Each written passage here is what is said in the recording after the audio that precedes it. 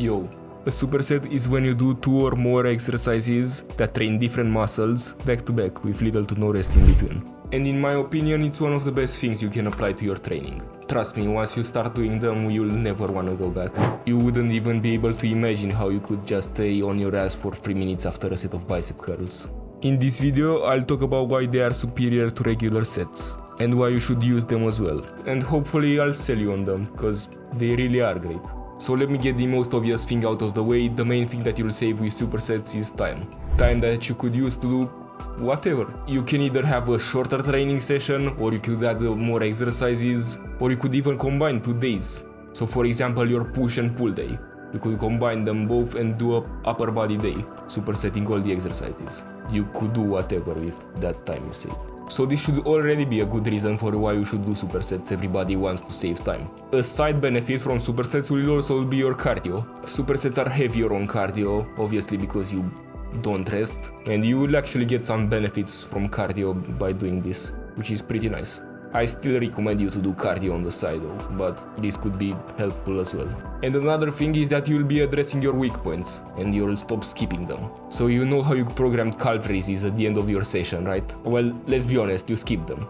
But if you superset, you're forced to do them. Think of supersetting bench press with calf raises. Now you're always gonna do bench press, and you're never gonna skip calf raises, because you put in your program that you superset them, and it will cost you nothing. You won't be more fatigued on your bench press or anything like that. You'll just get some big ass calves. So now you understand why they're so good, great. But how do you apply them to your training? So if you still don't understand what a superset is, to give you an example of a superset would be a pull-up and a shoulder raise. The pull-up will work your back and some biceps, yeah.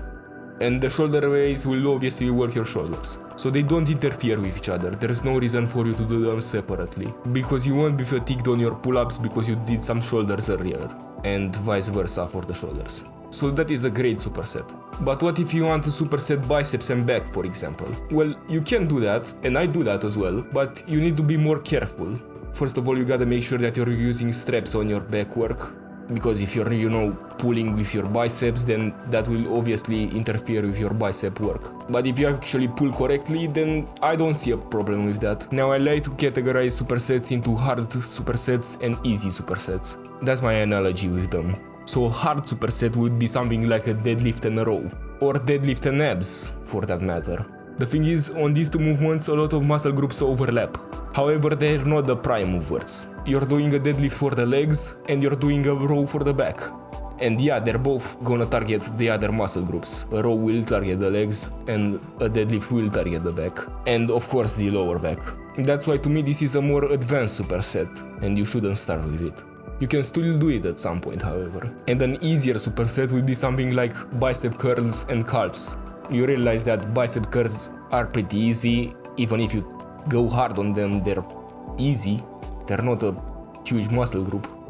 They're an isolation lift. It's not as hard as deadlift or anything like that. And calves are easy as well. So that's a very easy superset to do. So I'd say when you first implement supersets, start with easy supersets. Simple shit, just do calf raises when you're doing biceps or anything like that. You don't gotta jump straight into doing squats and superset it with ab work or something like that. That will kill your performance on the squat. But you can still experiment with it when you become more advanced.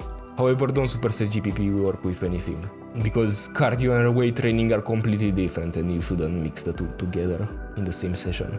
You should do both, however. But what I'm trying to say is that there's no one rule with supersets. You can do whatever, just don't superset 2 movements where the prime mover is the same muscle, because that will be a drop set, not a superset. Don't superset bench press with incline bench press, that doesn't make sense.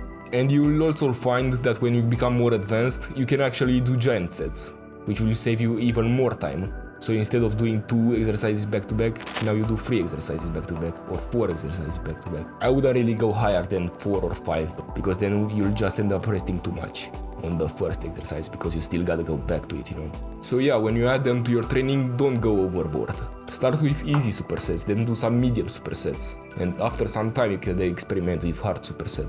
And depending on how bad your cardio is, you might find out that in the first 1 to 2 weeks your performance might dip a little bit. Which is okay, because you'll sacrifice some short-term gains for long-term gains and a lot of time gains. I mean, if you add them slowly, it shouldn't really decrease that much.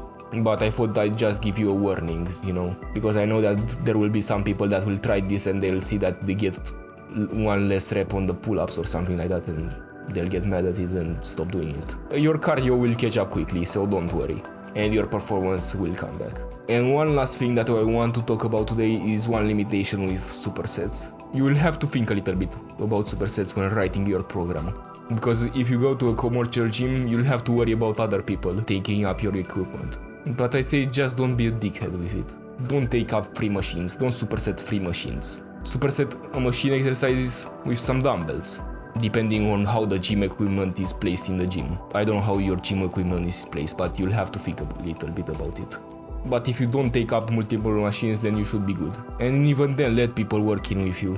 But that's just gym etiquette. I made a video about it if you want to learn it.